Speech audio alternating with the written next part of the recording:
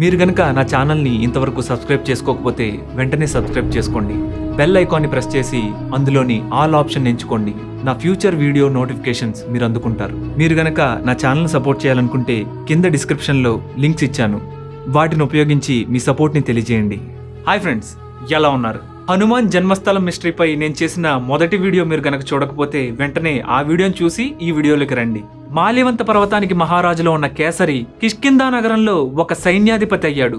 ఎందుకు? హనుమంతుల వారు మాల్యవంత పర్వతానికి యువరాజు, అంటే కాబోయే మహారాజు. ఆయన కిష్కిందా నగరంలో మంత్రి అయ్యాడు. ఎందుకు? మరి అలాంటి విషయాలన్నీ తెలుసుకోవాలంటే మన ఛానల్లోకి ఎంటర్ అయిపోవాలి. మరింకెందుకు ఆలస్యం, let's get in to our channel.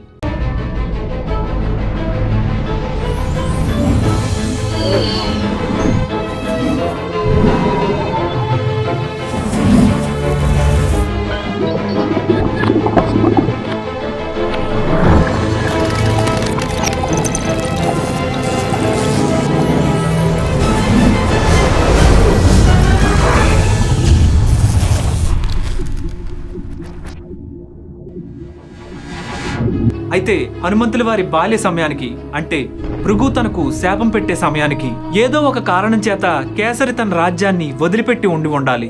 ఆ కారణం చేతనే భారతదేశంలో ఉన్న కిష్కిందా నగరానికి వచ్చి ఉండాలి. అక్కడే సైన్యాధిపతిగా ప్రమాణ స్వీకారం చేసి ఉండాలి. మేరుపర్వత శిఖరాల వద్ద మాల్యవంత శిఖర సమూహాలకి రాజు అయిన కేసరి కిష్కిందా నగరంలో ఒక సేనాధిపతిగా ఎందుకు పనిచేస్తున్నాడు? తన శక్తితో మాల్యవంత పర్వతాల దగ్గరున్న వానర రాజ్యానికి రాజు కావాల్సిన హనుమంతుడు ఎందుకు వారి తల్లిదండ్రులతో కిష్కిందకు తీసుకురాబడ్డాడు? రాజ్యాలు ఏలవలసిన ఈ మహానుభావులు కిష్కిందా నగరంలో వారికంటే తక్కువ స్థాయి పనిలో ఎందుకు చేరారు? వీరి రాజ్యమైన మాల్యవంత పర్వతం ఎక్కడుంది? ఈ ప్రశ్నలన్నింటికీ భాష్యం ఆ హనుమంతుల వారే నాకు స్ఫురింపచేశారు అని భావిస్తున్నాను. ఆ కారణాన్ని కొన్ని పదాల క్లూస్తో మనం అర్థం చేసుకోవచ్చు. ఉత్తరాఖండ 36వ సర్గ 37వ శ్లోకం. I'm recalling back the same shloka. వృక్షరజసుడు సర్వవానర రాజాసీత్ అని ఉంది. అంటే వృక్షరజసుడు సామాన్య వానర రాజు కాదు, అతను వానరుల చక్రవర్తి, కిష్కిందాధిపతి. అంటే ఆ వానరులు ఈ వానరులు అనే తేడాలు లేకుండా ప్రపంచం మొత్తం మీద ఉన్న వానర జాతి మొత్తం ఈయన కంట్రోల్లో ఉంటుంది. కిష్కిందలో ఉన్న సింహాసనానికి అంతటి పవర్ ఉంది. అందుకనే మనం రామాయణంలో తర్వాతి కథను కూడా చూసినట్లయితే సుగ్రీవుడు కిష్కిందా నగరానికి రాజు కాగానే ప్రపంచంలో ఉన్న సర్వ వానరాల్ని సుగ్రీవాజ్ఞగా ఆజ్ఞాపిస్తాడు. అనేక కోటాను కోట్ల వానరాలు సుగ్రీవుడి కోసం పనిచేయడానికి అక్కడికి వచ్చేస్తాయి. ఆ వానరాలకి సుగ్రీవుడు ఎంత చెప్తే అంత, అది సుగ్రీవాజ్ఞ. అందుకనే వృక్షరజుడు మరణించగానే అతని మంత్రులు ఆగమేఘాల మీద వాలిని పట్టాభిషిక్తం చేశారు. వాలిని రాజుగా ప్రకటించారు. ఇక్కడ వాలి బాలుడు, అంటే మనకు పురాణాల ప్రకారం జీవుల యొక్క వయసు ఈ విధంగా డివైడ్ చేశారు. శైశవం, ఇది జీవుడు పుట్టిన దగ్గర నుంచి 2 సంవత్సరాల వయసు వరకు. బాల్యం 3 నుంచి 12 సంవత్సరాల లోపు పిల్లలు. మూడవది కౌమారం, ఇది 13 నుంచి 19 సంవత్సరాల వరకు ఉంటుంది. నాలుగవది యవ్వనం, ఇది 20 నుంచి 59వ సంవత్సరం వరకు ఉంటుంది. ఐదవది వార్ధక్యం, ఇది 60+ నుంచి స్టార్ట్ అవుతుంది. 60 సంవత్సరం నుంచి 79వ సంవత్సరం వరకు పీరియడ్ 1 వార్ధక్యంగా, 80 పైబడిన వాళ్లను పీరియడ్ 2 వార్ధక్యులుగా పరిగణిస్తారు. సో మనకు బాలుడైన వాలి కిష్కిందకు రాజు అయ్యాడన్న ఈ క్లూతో మరిన్ని ఆధారాలు లభించబోతున్నాయి. అవేంటంటే వాలి, సుగ్రీవులు ఇద్దరు కవలలు. వాళ్ళు దాదాపు ఒకే సమయంలో పుట్టారు. సరిగ్గా హనుమంతుల వారు సుగ్రీవుని బాల్యకాలం నుంచి స్నేహితులు అని ఉంది. అంటే ఖచ్చితంగా 3 నుంచి 12 సంవత్సరాల మధ్య వయసు ఉన్న హనుమంతుల వారు కిష్కిందా నగరానికి వచ్చారు. శైశవంలో ఉన్న హనుమంతుల వారు కిష్కిందా నగరంలో ఉన్నట్టు మనకు శ్రీమద్ రామాయణంలో ఏ శ్లోకం చెప్పడం లేదు. అక్కడ బాల్యమని క్లియర్ గా మెన్షన్ చేసి ఉంది. మహర్షులు శ్లోకాలు వ్రాసినప్పుడు డైరెక్ట్ గా ఏజ్ ని చెప్పకుండా ఈ దశల్ని కూడా చెప్తుంటారు. ఓకే, కిష్కిందా నగరానికి బాల్యంలోనే రాజైన వాలి సామాన్యుడు కాదు. అతడు ఇంద్రుని వరం వల్ల కలిగిన పుత్రుడు, ఇంద్రవర ప్రసాది. అంటే పట్టాభిషేకం చేశాము, ఇతను సామాన్యుడే కదా అని తక్కువ అంచనా వేయడానికి లేదు. వాలి మహాబలశాలి. ఈ టైం లైన్ లో కిష్కిందా సామ్రాజ్యంలో ఏర్పడిన ఈ ఒడిదుడుకు మిగిలిన వానర రాజ్యాల భుజాల మీద పడింది. ఇతర దేశాల వానర రాజులు, సామంత రాజులు కిష్కిందా సామ్రాజ్యానికి రాజైన వాలికి వెన్నుదన్నుగా నిలబడాల్సిన సమయం ఆసన్నమైంది. ఎందుకంటే అతడు వానరుల చక్రవర్తి కనుక. ఈ కిష్కిందా నగర సామ్రాజ్య సింహాసనానికి అంతటి శక్తి ఉంది. ఆ సింహాసనాన్ని అధిష్ఠించిన రాజు ఎవరైనా సరే తను ఏం ఆజ్ఞాపిస్తే ఆ ఆజ్ఞను మిగిలిన వానరాలన్నీ ఖచ్చితంగా శిరసా వహించి తీరాలి. ఈ పరిణామాల కారణంగా మాల్యవంత దేశాన్ని విడిచిపెట్టి కేసరి కిష్కిందా నగరానికి రావాల్సి వచ్చింది. అక్కడ ఒక ముఖ్య సేనాధిపతిగా బాధ్యతలు స్వీకరించవలసిన అవసరం ఏర్పడింది. రాజుగా ఉన్న కేసరి గారు కిష్కిందలో సైన్యాధిపతి అయ్యాడు. మేరు శిఖర సమూహం దగ్గర ఉన్న మాల్యవంత రాజ్యానికి రాజు కావలసిన హనుమంతుల వారు కిష్కిందా నగరంలో మంత్రి కావలసి వచ్చిన సందర్భాలు ఏర్పడ్డాయి. ఇంకా కేసరి మరియు అంజనలు మాల్యవంత పర్వతాన్ని వదిలి రావడానికి మరింకేం కారణాలున్నాయో ఇప్పుడు చూద్దాం. మరో కారణం ఏమై ఉండొచ్చంటే, ఒకే చోట తమ సంతానానికి ఏమైనా ఆపదలు వరుసగా కలుగుతుంటే ఆ నగరాన్ని గాని ఊరిని గాని వదిలిపెట్టి వేరే చోటికి వలస వెళ్లిపోవాలని ధర్మశాస్త్రం చెబుతుంది. బాలుడైన హనుమ సూర్యుని కోసం వెళ్లి నేలపై పడి ప్రాణాల మీదకి తెచ్చుకోవడం, భృగువు లాంటి మహర్షులు హనుమకు శాపం ఇవ్వడం లాంటివి జరుగుతూ ఉండడంతో అంజనా కేసరులు హనుమంతుని బాల్యదశలో కిష్కిందకు వచ్చి ఉండాలి. శ్రీమద్ భాగవతంలో శ్రీకృష్ణుడి తల్లిదండ్రులు కూడా శ్రీకృష్ణుడి బాల్యంలో అనేక ఉపద్రవాలు జరుగుతూ ఉండడంతో వారుంటున్న రేపల్లను వదిలిపెట్టి బృందావనానికి మైగ్రేట్ అయి వెళ్లిపోతారు. చిన్ననాటి ఉపద్రవాల కారణంగా కూడా కేసరి అంజనలు సుమేరువు దగ్గరి మాల్యవంత పర్వతం నుండి తమ రాజ్యాన్ని వదిలి తమ సైన్యాలను కిష్కిందా సైన్యంతో కలిపివేసి ఉండాలి. సో ఇప్పటికి మనకు కొన్ని చిక్కుముడులు శ్రీమద్ రామాయణాన్ని క్షుణ్ణంగా పరిశీలిస్తే విడిపోయాయి. కానీ ఇందులో కొన్ని ఇండైరెక్ట్ క్లూస్, మిస్సింగ్ లింక్స్ ఉండడం వలన హనుమంతుని జన్మస్థలం ఏంటో మనకు కొంతవరకు అర్థమైంది. ఆగండి, అప్పుడే తొందరపడద్దు. హనుమాన్ జన్మస్థలం ఏంటో ఇంకా పూర్తిగా నిరూపించబడలేదు. మనం మన వైపు ఏ తప్పు లేకుండా రామాయణాన్ని క్షుణ్ణంగా పరిశీలించాం. ఇంకా ఫైనల్ గా మనకు మిగిలిన కొన్ని ప్రశ్నలున్నాయి. క్వశ్చన్ నెంబర్ 1, అంజనాదేవి పుత్రుడు లేక నిజంగానే తపస్సు చేసిందా? ఒకవేళ చేస్తే ఆవిడ తపస్సు ఎక్కడ చేసింది? ఆంజనేయ స్వామి వారు ఎక్కడ జన్మించారు? పురాణ సంహిత శాస్త్ర గ్రంథాలు ఏం చెప్తున్నాయి? అసలు కేసరి నివసించిన ఆ మాల్యవంత పర్వతం ఎక్కడుంది? రామాయణ మహాభారతాలు పరిశీలించిన తర్వాత మనకు నెక్స్ట్ ప్రామాణిక గ్రంథాలు పురాణాలు. నేను టీటీడీ వారు ప్రచురించిన వెంకటాచల మహాత్మ్యంలోని పురాణాలను ఒరిజినల్ పురాణాలతో క్రాస్ చెక్ చేసి చూశాను. అందులో ఒరిజినల్ పురాణాలతో మ్యాచ్ అయిన ఒక పురాణం ఉంది, అదే స్కాంద పురాణం. మిగిలిన అన్ని పురాణాల్లోకెల్లా ఈ స్కాంద పురాణమే ఎక్కువగా మ్యాచ్ అవుతుంది. మరి ఆ స్కాంద పురాణం ఏమని చెప్తుంది? శ్రీ స్కాంద మహాపురాణం వైష్ణవ ఖండం 39వ అధ్యాయం. సూత మహర్షుల వారు మనకు ఈ విధంగా చెబుతున్నారు. పుత్రులు లేని అంజన చాలా కాలం దుఃఖించి తపస్సు చేయనారంభించెను. ఒకనాడు విష్ణు భక్తుడగు మతంగముని ఆమెను చూచెను. ఉగ్రముగా తపస్సు చేయుచున్న అంజనతో ఆయన ఇట్లనెను, ఓ అంజన, ఏ నిమిత్తము నీవు తపస్సు చేయుచుంటివి?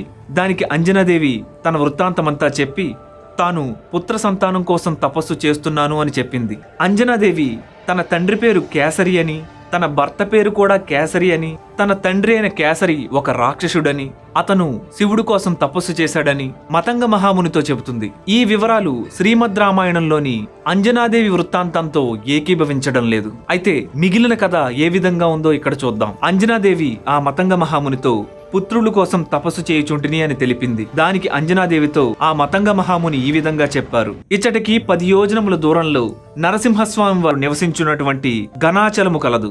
ఆ కొండపై మనోహరమగు బ్రహ్మతీర్థము కలదు. అచటికి తూర్పు దిక్కున 10 యోజనముల దూరమున సువర్ణముఖి నది కలదు. దానికి ఉత్తర దిక్కున వృషాచలము కలదు. దానిపై స్వామి పుష్కరిణి కలదు. నీవాచట స్నానమాచరించి వరాహస్వామికి నమస్కరించి తరువాత వెంకటేశునికి నమస్కరించు. ఆ స్వామి పుష్కరిణికి ఉత్తరముగా వియద్గంగా అను పేరు గల తీర్థము కలదు. అక్కడ సంకల్పం చెప్పుకుని స్నానమాచరింపుము. వియద్గంగా అంటే తిరుమలలో ఉన్న ఆకాశగంగా తీర్థం అని అర్థం. అక్కడ జలం త్రాగి వాయువును ఉద్దేశించి తపస్సు చేయుము అని మతంగ మహాముని చెప్పారు. అప్పుడు దేవతలచే, రాక్షసులచే, బ్రాహ్మణులచే, మానవులచే, మునులచే, తుమ్మెదలచే, పక్షులచే, వివిధములగు అస్త్రములచే మరణము పొందని కుమారుని నీవు పొందగలవు, దీనియందు సందేహము లేదు అని అన్నారు ఆ మతంగ మహాముని. తరువాత అంజనాదేవి తన భర్తతో కలిసి విపుల అనే ఒక స్నేహితురాలు తనకు సేవలు చేయుటకు తన వెంట రాగా ఆ మతంగముని చెప్పినట్లే చేసింది. ఆకాశగంగ దగ్గర ఆమె 1000 సంవత్సరాలు తపస్సు చేసిన తర్వాత ఆమె ఎదుట వాయుదేవుడు ప్రత్యక్షమై వరము కోరుకోమనగా ఆమె పుత్రుణ్ణి ప్రసాదించమని అడిగింది. దానికి వాయుదేవుడు, నా అంశతో నేనే నీకు పుత్రుడనై జన్మించెదను అని వరం ఇచ్చాడు. ఆ తర్వాత ఆమె భర్తతో కలిసి ఆనందించెను. పిమ్మట బ్రహ్మ ఆజ్ఞతో భర్తతో కలిసి స్వస్థురాలయ్యను. అంతే.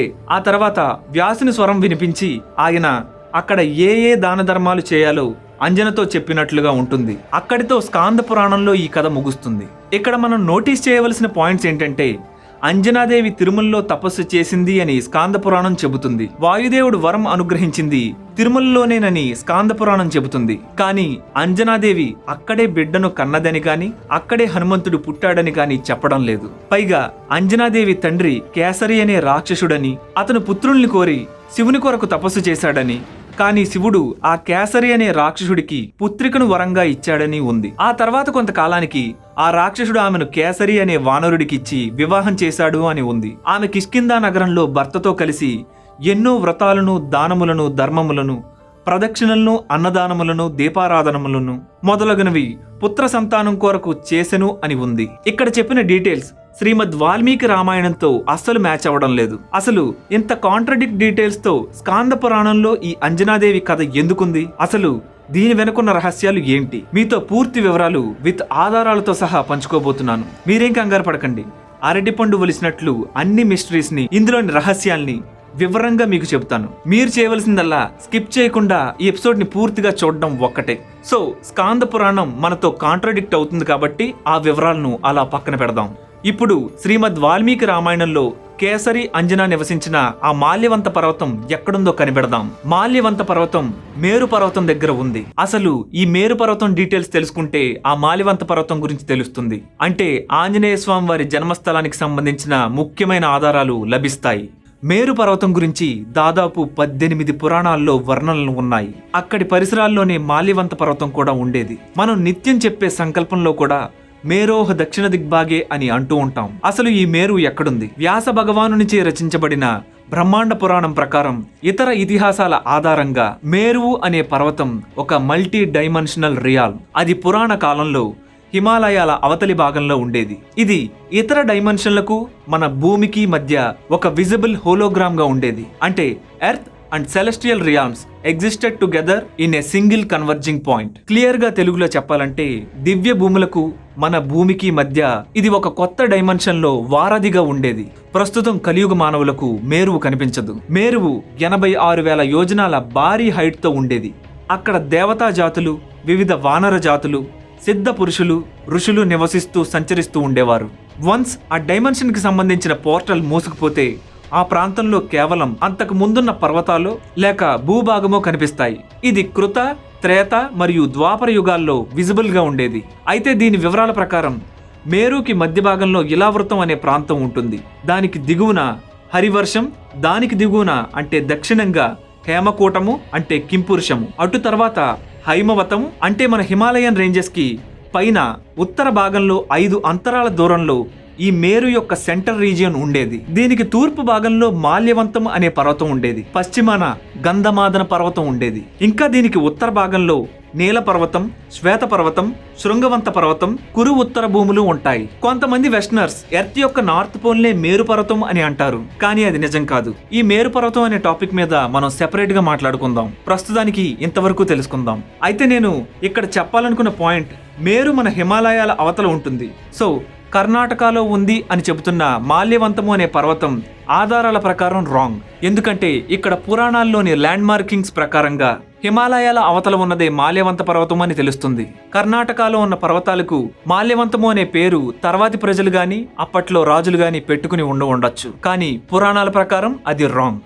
శ్రీమద్ రామాయణం ప్రకారం ఈ మేరుకి దగ్గరలో ఉన్న కేసరి యొక్క రాజ్యమైన మాల్యవంతమే హనుమంతుని జన్మస్థలం అవ్వడానికి చాలా అవకాశాలు ఉన్నాయి. మనకు ఈ విషయం శ్రీమద్ రామాయణంలో ఉత్తరాఖండలో నిరూపితమవుతుంది. శ్రీమద్ రామాయణము ఉత్తరాఖండ 35వ సర్గ 19-20వ శ్లోకాలు. సూర్యదత్త వర స్వర్ణః సుమేరుర్నామ పర్వతః యత్ర రాజ్యం ప్రశాస్తస్య కేసరీ నామ వైపిత తస్య భార్య బభూవైష హ్యంజనేతి పరిశ్రుత జనయామాస తస్యాం వై వాయురాత్మజముత్తమం.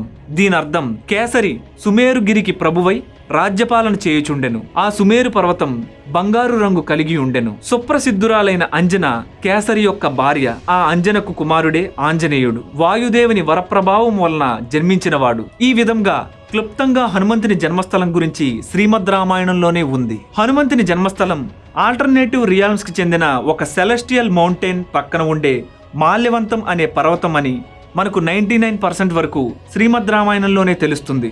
మనకు కేవలం హనుమంతుల వారి జీవితం గురించి, ఆయనను ఏ మంత్ర సాధనలతో ఏ విధంగా పూజించాలి అని చెప్పడంలోనూ, ప్రామాణికమైన ఒక గ్రంథం ఉంది. అదే పరాశర సంహిత. పరాశర సంహితను క్షుణ్ణంగా పరిశీలించిన తర్వాత నేను తెలుసుకున్న విషయాలు ఏంటంటే, అందులో కూడా హనుమంతుల వారి జన్మస్థలం గురించి సంక్షిప్తంగానే ఉన్నది. పరాశర సంహితలో వెంకటాచలం గురించి శివపార్వతుల వృత్తాంతం దగ్గర చెప్పబడుతుంది. కానీ హనుమంతుల వారు ఎక్కడ జన్మించారు అన్న పాయింట్ మాత్రం స్పష్టంగా తెలియజేయడం లేదు. పరాశర సంహితలోని వివరాల్లోకెళితే, శివుని యొక్క తేజస్సు పార్వతీదేవి అందు వెంకటాచలంలోనే ప్రవేశపెట్టబడింది అని ఉంది. ఆ తేజస్సును పార్వతీదేవి వారు అగ్నిదేవుడికి ఇవ్వగా, అగ్ని ఆ శివ తేజస్సును వాయుదేవునికి అందజేశాడు. ఆ వాయుదేవుడు ఆ శివ తేజస్సును తపస్సు చేస్తున్న అంజనాదేవికి ప్రసాదించాడు. ఇక్కడ వరకు పరాశర సంహిత మనకు తెలియజేస్తుంది. అసలు అంజనాదేవి వారు తిరుమలలో తపస్సు చేశారు అనేది వాస్తవమా కాదా? అసలు పురాణాల మధ్య ఇతిహాసాల మధ్య ఏంటి కన్ఫ్యూజన్? సో ఫైనల్ గా మన ముందు మిగిలిన ప్రశ్నలు ఏంటంటే, శ్రీమద్ రామాయణంలోని హనుమత్ చరిత్రకు పురాణాల్లోని హనుమత్ చరిత్రకు ఎందుకు పొంతన కుదరడం లేదు? ఎందుకు పరస్పరం కొన్ని అంశాలు మ్యాచ్ అవ్వడం లేదు? ఒక పురాణాంతర్గతమైన హనుమత్ చరిత్రకు మరొక పురాణాంతర్గతమైన హనుమత్ చరిత్రకు ఎందుకు పొంతన కుదరడం లేదు? నండూరి శ్రీనివాస్ గారు చెప్పినట్లు వేరువేరు యుగాలకు సంబంధించిన ప్రాంతాల ఆనవాళ్లు ఈ యుగంలో మనం చూస్తున్నామా? అసలు ఈనాటి కాలంలో మనం ప్రామాణికంగా తీసుకోవలసింది ఏంటి? మహాపండితుల వాదనల్లో మరిచిపోతున్న విషయాలు ఏంటి? అసలు వారి వాదనలు ఎందుకు ఒక కొలిక్కి రావడం లేదు? ఎందుకు తెగట్లేదు? ఈ ప్రశ్నలన్నింటినీ అర్థం చేసుకోవాలంటే మనం ముందుగా బ్రహ్మదేవుడి గురించి అర్థం చేసుకోవాలి. అవును, మీరు విన్నది నిజమే. బ్రహ్మదేవుడి గురించి అర్థం చేసుకోవాలి.